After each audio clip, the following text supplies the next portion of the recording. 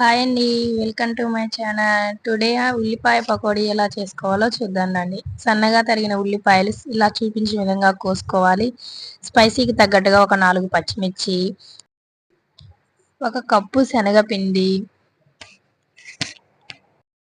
ఒక పావు tea spoon వరకు వాము ఇలా క్రష్ చేసుకొని వేసుకోవాలి. ఇందులో టేస్ట్కి తగినంత సాల్ట్ వేసి ముందు ఉల్లిపాయల్లో ఉన్న చెమ్మ పోయేంత వరకు పిండిని బాగా కలపాలి. ఇలా కలిపాక కొద్దిగా వాటర్ యాడ్ చేసుకుంటూ కలుపుకోవాలి. పిండి మొత్తం చూపించిన విధంగా కలుపుకొని స్టవ్ మీద బాండి పెట్టి బాగా హీట్ అయిన ఆయిల్లో ఒక్కొక్కటిగా ఇలా ఆనియన్స్ తో పకోడీ లాగా వేసుకోవాలి.